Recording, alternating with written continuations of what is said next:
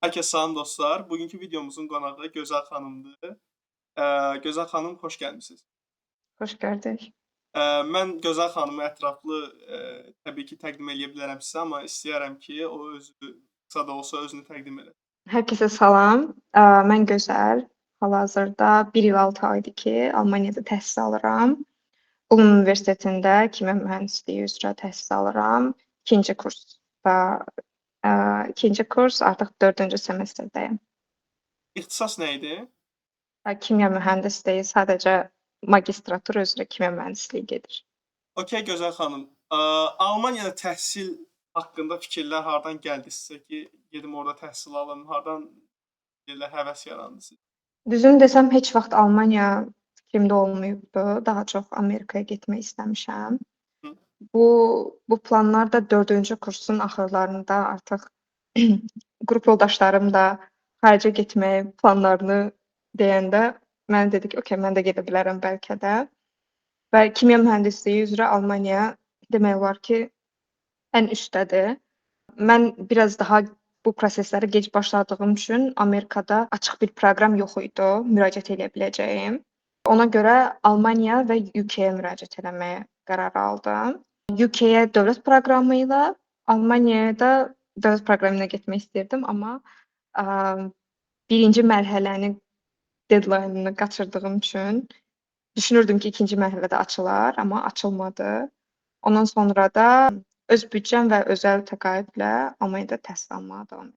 Almaniya təhsil ümumi olaraq necədir? Yəni Azərbaycanla müqayisədə nə kimi fərqləri var? Bir də Almaniyada daha çox deyəsən alman dili istifadə olunur da genel olaraq. Alman dilini bilmək vacibdirmi, yoxsa sadəcə ingilis kifayət eləyir? İlkin olaraq mən hal-hazırda ingilis dilində tədris alıram. Alman dili çox vacibdir deyərdim. Hətta gəlməmişdən əvvəl ən azı B2 səviyyəyə qədər öyrənib gəlmək çox yaxşıdır. İngilis dilində tədris alsanız belə. Həm iş cəhətdən, həm ümumi olaraq danışıq, bu öz problemlərini həll eləmək üçün Alman dili çox vacibdir. Sadəcə bir marketə gedib nəsə sual versən belə, ingiliscə cavab verməyəcəklər sənə sualıma və yaxud da cavab verməyəcəklər ümumən. Bu belə şeylər çox rastlanır, yəni ona görə Alman dili çox önəmlidir. Tədris çətindir deməzdim, amma çox fərqlidir. Yəni Azərbaycanda bakalavr oxuyandan sonra Almaniyaya gəlib həmin prosesi magistr davam elətdirmək biraz daha çətindir. Çünki boşluqları görürsən və burada bakalavr oxumuş uşaqların o boşluqları yoxdur. Çünki həmin müəllimlər həmin dərsləri bakalavrda o uşaqlar keçiblər və eyni səviyyədə bizi müqayisə eləyirlər onlarla. Amma bu doğru deyil, çünki çox fərqli backgroundlardan gəlirik. Ona görə deyərdim ki, o boşluğu doldurmaq üçün sən özün çox oxumalısan, self study çox eləməlisən. Deməli, gündəlik danışıqda alman dilindən istifadə edirlər. Yəni ingilis dilini bilirəm, mən orada yaşaya bilərəm deyil. Yox, deyil. Öyrənməlidirlər. Lap belə sıfırdan gəlsələr belə burada da başlayıb öyrənmək olar. Amma əvvəlcədən öyrənib gəlsələr çox daha yaxşı olacaq onlar üçün.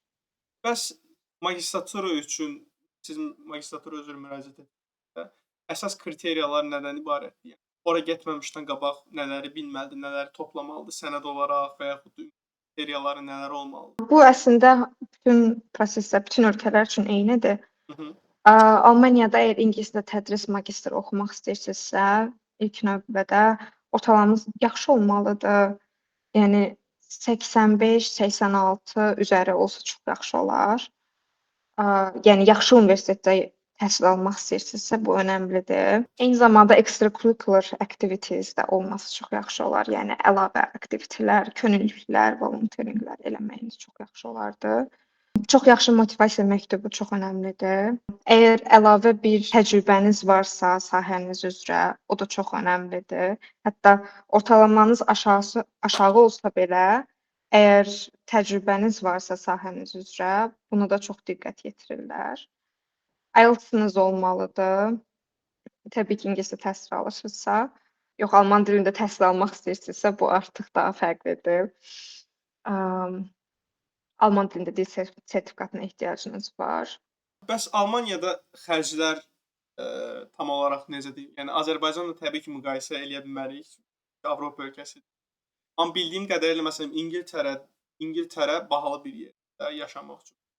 Bəs Almaniyada necədir vəziyyət? Məsələn, tutaq ki, bir yerdə qalacaqsınız, yataqxanalar təxmini olaraq hansı aralıqdadır və yaxud da aylıq olaraq nə qədər xərciniz çıxır yeməyə falan? Yəni nə qədər biz pul qazanmalıyıq ki, tutaq ki, aylıq Almaniyada normal da olana bilər. Hal-hazırda mən qaldığım yataqxanada 320 evro mən ödəyirəm və bu 320, 400, 420 belə dəyişir yataqxanalara görə. Shared apartmentlər var, yəni bölüşürük biz. Mən məsəl üçün 3 nəfərlə bölüşürəm qaldığım yeri. Yəni eyni otaqda 3 nəfər qalırsınız da belə deyək. Yox, hərəmizin ayrı-ayrı otaqları var. Koridorda 3 nəfər. Və mətbəxi, bir də ki, hamam tualeti belə bölüşürük. Digər yataqxanada məsəl üçün evin elə bil ki, otağın daxilində öz şəxsi hamamı, tualeti var, amma mətbəxi bölüşürlər. Biraz daha bahadır yəqin. O daha bahadır, amma orada daha çox insan bölüşür. Hardasa 10-12 nəfər bölüşür. Mətbəxi o qədər insanla bölüşmək o qədər də yaxşı deyil məncə. Düzdür. Bəs aylıq nə qədər məsəl üçün qazanmalıyıq? Nə qədər tutaq ki, aylıq gəlirimiz olsa rahat dolana bilərik? Mən nəqliyyatda deyim. Nəqliyyatı aylıq ödəyirik biz. Həmin 45 evro mən ödəyirəm. 45 evro sadəcə tələbələr üçündür. Bu həm avtobus, tramvay, başqa bir şəhərə gedə biləcək, uzaq məsafəli şəhərə gedə biləcəyin qatarlar da daxil. Yəni aylıq bu çıxır bizdən. Yemək deyərdim ki, insanın özünə çox asılıdır. 150-200 evro aylıq xərcimiz çıxır. Ümumi olaraq ümumiləşdirsəm, çünki biz vergi də veririk, sığorta da var. Sığorta hardasa 100-140 evro olmalıdır. Ümumi 900, 1000 bu qədər xərcimiz çıxır. Sığorta çox ödəyirik. Çox mənasız vergiləri var, radio vergisi var, onu ödəyirik. Radio qulaq asmıram mən, televizor falan da yoxdur yəni. Amma onu ödəməliyik yəni. Məcburi vergilər çıxır bizdən. 140-dır da elə. 140 sadəcə sığortadır. Tibbi sığortada elə 140. Tibbi sığortadır. Sonra radioya aylıq 18 evro veririk. Yəni də belə şeylər var. Bəs Gözəl xanım, tələbələrin işləmə hüququ varmı? Məsəl üçün bir çox tələbə gedən zaman orada ən azından part-time bir iş istəyir. Yəni mümkündürmü? Deyərdim ki, burada xarici tələbələrin hamısı işləyir. İşləməyən heç bir tələbə yoxdur. İki cür işdə işləyə bilərsiniz. Biri mini job deyilir, hansı ki, həftəlik 10 saat, aylıq isə 40 saat işləyə bilirsiniz. İkinci də part-time'dır. O da həftədə 20 saat, aylıqda 80 saata gəlib çıxır.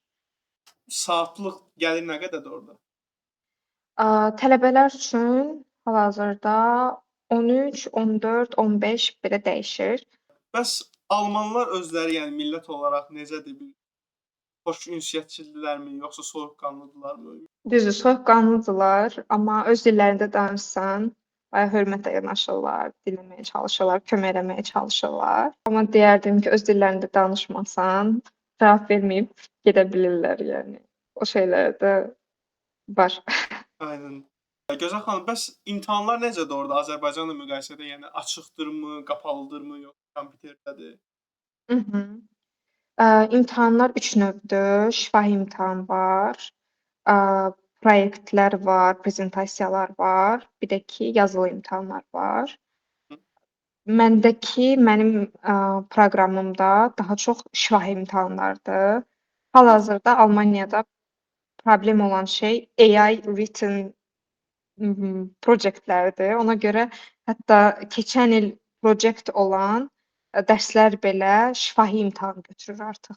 Bu şeyə çox kritiki baxırlar hal-hazırda. Bizim hətta bundan öncəki proyekt dərsimiz var idi. Orada AI promptlarının hamısını bizdən istəmişdilər. 2000 səhifəlik bir dokument atmışıq onlara ki, Bu bizim kimidir, yəni assignment kimi bir tapşırıq olaraq. Tapşırıqdır. Daha çox kodinq hissəsi var. Bir də ki, report yazırsan və oradan bizdən istədikləri bu idi. Bu dəqiqə AI-ya məncə daha çox ciddi baxan ölkələrdən biri də Almaniyadır ki, ona Yəni görə AI-nin istifadəsini qarşısını almaq. bu dəqiqə çox ciddi baxırlar buna və AI-dan istifadə eləmisənsə, çox da hörmət eləmirlər və direkt fail olursan. Yəni kəsirlər səni. Dərslər falan burada bitmir, yəni semester break deyə bir şey yoxdur. Yoxdur? Ancaq dərs? Niyə elə? Burada elə bil başladın, da qutarana qədər gedir yəni. Bitirmək çox çətindir ya. O qədər prosesi uzadırlar ki, hər şeydə. Proqramlarını görsən deyərsən ki, uy da, yəni. Amma mən deyərdim ki, mən burdakı PhD-lərlə işləyirəm. Bizdə magistrlar PhD-lərlə işləyir. Yəni bizdə research internship falan var. Məcburidir bunlar və research internship edəndə biz PhD-lərlə işləyirik. Və mən PhD-lər gördüyümə görə biraz kafadan gidikdirlər. O qədər oxuyublar ki, o qədər çox şey bilirlər ki, mən onlarla eyni leveldə mən PhD başlamaq üçün mən 2 dənə də bakalavr qurtarmalıyam. Gərək mən nə qədər oxuyum, gecə-gündüz oxuyum ki, mən onlara çata bilim. Çox savadlıdırlar. Hər şeydən çox xəbərləri var. Çox dərinliyinə gedirlər. Hər şey niyəsini soruşurlar. Yəni mən bura gələndən sonra hər şeyi niyə sualı verib elə başlayıram. Bu niyə belədir? İnsaniyyətliyə qalanda. Sıfır. Həqiqətən də sıfır. Heç demək istəmədim. Çox dəhşət kobuddular. Dəhşət. Bir dəfə professorumdan sual soruşmuşdum. Mən qayıb dedi ki, sən gedib bunu özün axtar, araşdır. Mən sənin bu dəqiqə cavab verməyəcəm. Mən də çıxdım dərsdən yəni. Sən mənə sualıma cavab verməyəcəksən. Mən dərsimə niyə gəlirəm də yəni. Heç bir mənası yoxdur axı həqiqətən də. İnternetdən açıb baxaram da. Çox sevirlər ki, hə, kimsə sənin dilində danışsın. Onlara xoş gəlir bu. Daha çox istəyirlər kömək eləsinlər elə olanda. Məncə yəni Azərbaycanlı olaraq da tutaq ki, bir xarici gəlib Azərbaycan dilində danışanda daha çox isinişir. Sözsüz elədi, hə. Məndə hər şey spontan olduğu üçün heç alman dili də öyrənməmişdim. Gələndə də marketdə bir şey ilk gələndə tapa bilmirsən də, tapa bilmədiyi şeylər gedib soruşursan insanlardan, elə deyil. Mən soruşub cavab almadığım olub ya da ki soruşmuşam, üzün çöndərib gedir. İngiliscə soruşmusan, özünü çöndərib gedir. Hə, ya da ki indi də bəzi şeyləri almanca soruşa bilməyəndə, ingiliscə sözünü deyəndə onlar da almanca cavab verirlər. Artıq başa düşdün, düşmədin, sənə qalıb. Bəzilərinin həqiqətən də ingiliscəsi yaxşıdır, danışmır. Bəzilərinin ingiliscəsi yoxdur deyə danışmır. Onu tutmaq olmur. Əsas var deyim, mənim ingiliscəm çox pis, çox pisdir. Amma danışanda S1, S2 sözlər istifadə edir. Deyirsən, sən ingiliscən pisdir, yəni. Sən deyirsən pisdir. Dəqiq də Azərbaycanım. Biraz bilən kimi deyirəm, "Vəsə mən ingilis." Allah haqqı. Yəni kimsə gəlib ingilis danışsa, biz onunla danışa bilməsək də translate açarıq. Nə bilim, nəsə eləməyə çalışaq. Aqaqaş gəl, sən ingiliscə bilirdin, gəl kömək elə falan deyərdik. Ya da kimsə tapardı, gətirərdik, ona kömək eləsin, elə deyil. Burada elə şey yoxdur. Zero effort. Son sual olaraq Almaniyaya getməyə dəyərmi? Dəyər, həqiqətən də dəyər. Deyərdim ki, Azərbaycanda qalan qrup yoldaşlarımı nəzərə alaq, gördüyüm qədərilə orada işlədikləri vaxta və yaxud da ki, elədikləri şeyə çox da dəyər vermirlər. Amma burada hər şey artıq ölçülüdür, qayda-qanun var hər şey. Yəni nə qədər saat işləmisənsə, o qədər də gəlirin gəlir və ondan artıq işləmirsən. Bu şeylər çox netdir burada.